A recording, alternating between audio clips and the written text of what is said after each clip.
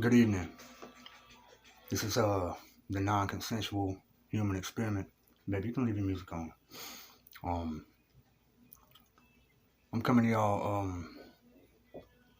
with another piece of information that I learned today, just from listening to those who love to talk. Um, my last video I mentioned about humans being a network, being brought online. I wondered for a long time what it was that they see when they connect to you, because they make it plainly obvious that, I mean, when you walk by, they have a phone out. They're sitting everywhere waiting on you. They're looking out their windows. They're waiting on you. And I mean, they even walk up to you in the convenience store and almost bump into you, and they're like, "Oh, okay," and then walk away. It's plainly evident what's going on. It's gotten to the point where I'm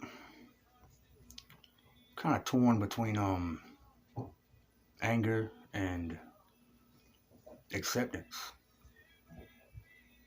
Nobody's there, There's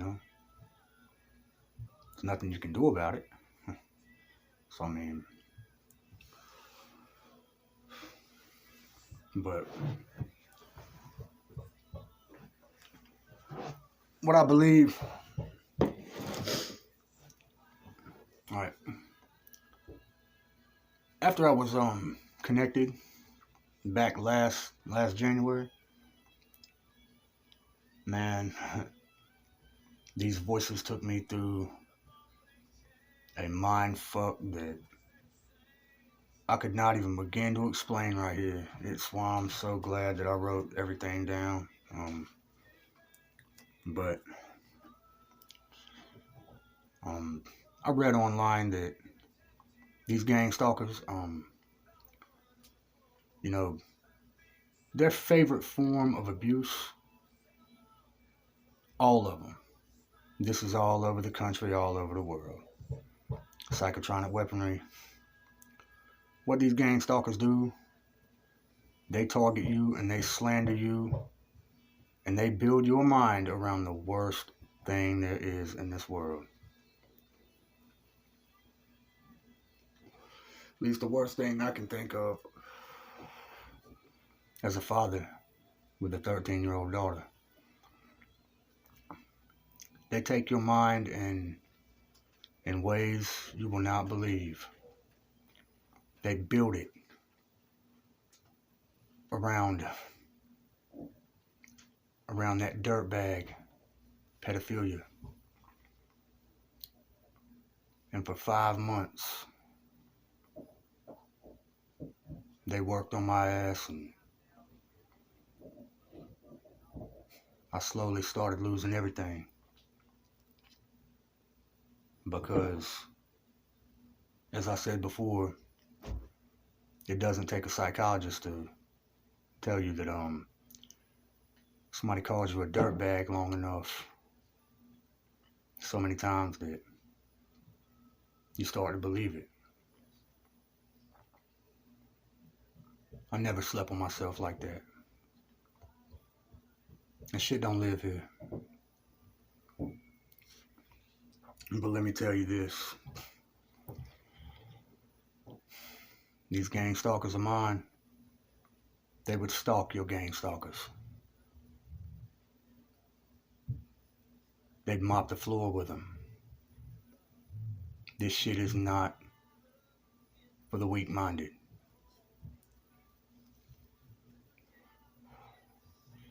When I say you're a target, I mean nothing less. You are a walking target. There's no privacy, no sense of self. All of your thoughts, once they once they gauge your responses and they verify you enough times, I'll go through that. They these impulse injections, which they're so quick. I've just now started recently catching on to when. Okay, take for instance, um, they called me a schizophrenic, um, and they knew that it drove me crazy because that's the one thing that I'm striving so hard to prove that I'm not. So sorry about that again. Let me tell y'all guys, today I was taking my daily walk to the store, to get out in public because right here in my bedroom, I'm from every angle. It's out the window. They're posted up in their vehicles all night. I mean, if I took the camera out there right now and showed you what our driveway looked like, I can tell you, man, a drive-in movie theater, and the movie is all right here. And man, when I was walking to the store today, I know it may seem paranoid, but it's not paranoia if it's really happening. It seemed like, and this is what I have to let you know, man. I have to let y'all know, make you aware that if you're targeted, the ones around you will, they, and it's not limited to just this, but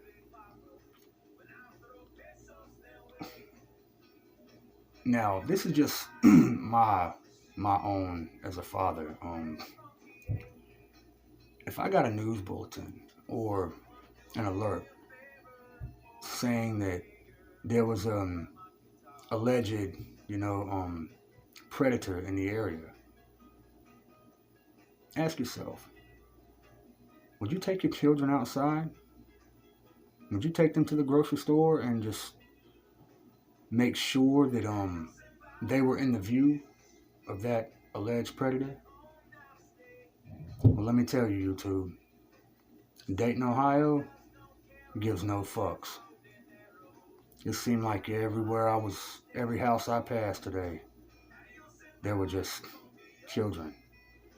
And the voice in my head of Sharon, Josh, don't look at that little girl over there. Or Josh, don't look over there. And I'm eyes straight ahead, just walking forward, but it's the way they build your mind around this sickness. I mean, when I tell you that we're dealing with the sickest of the sick in this world, I need you to understand. The ones behind these voices they make cockroaches look like butterflies. They are just, there is no, it is unreal the lengths and amount of effort that they will put in to, how much time they will put into placing these phone calls, and not only were there the children outside at all of these houses, but the parents, some of the parents would, I mean, they would purposely run out towards the road where I was walking.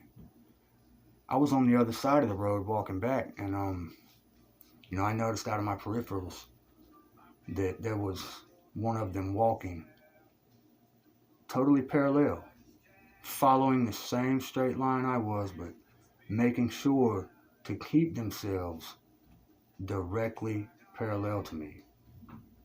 They were matching my pace. And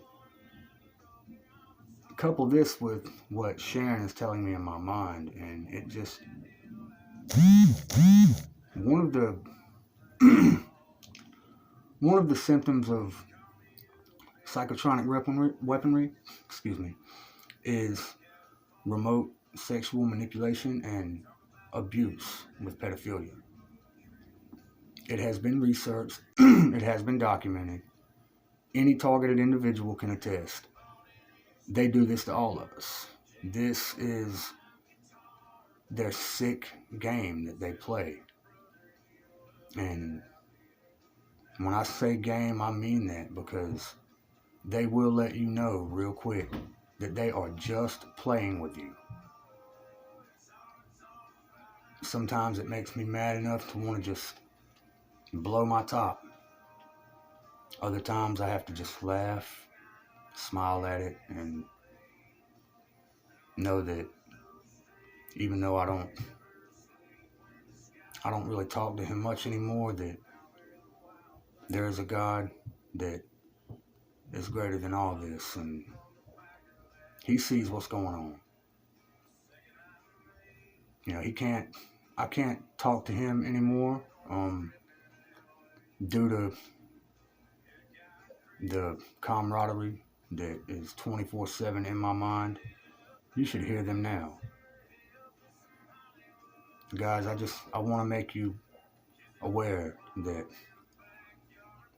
there's no links that these individuals will not go to. They are committed. And once you're brought online, it's just really, it's a guessing game to see how long you'll survive. And so far I've made it a little over 2 years. Well, since I was brought online, I've made it 13 months. And they have been begging me for 6 months to let go. It's all over the place. They can't let you go until you enter a mental health treatment facility or you're incarcerated. Because when they let you go, some side of them wants you to be in a place that will offer you help, and God only knows why. But guys, I noticed that today walking, and it was what Sharon told me, that about what they view when they hook up to you, and I knew it had to be something good, because let me tell you, when they inject these impulse injections, it's so quick you don't even realize it. You think that it's your own thought. As I was saying, they call me schizophrenic. They used to, and they knew that it just got under my skin. So they said it enough times to where I would be bracing myself for it mentally when I would go to read some documentation or something online pertaining to my targeting. I would automatically in my mind be bracing myself for them to say that I was schizophrenic. And what that is that's an impulse injection. And they want me to brace myself for it. They want me to believe that it's my own thought, but it really isn't. And I'm gonna tell you, man, today I learned something not really new, but I'll tell you this. When they build your mind around something, they do not stop. But I did learn. I believe what it is that these gang stalkers are viewing when they connect to your mind is they're viewing everything, that they're just flipping through your mind like like a Rolodex or like a camera gallery, like a photo gallery. They're just looking at everything that the ones behind this have put you through. And if they see anything that John, Sharon, and Robert, and Ashley have put me through, then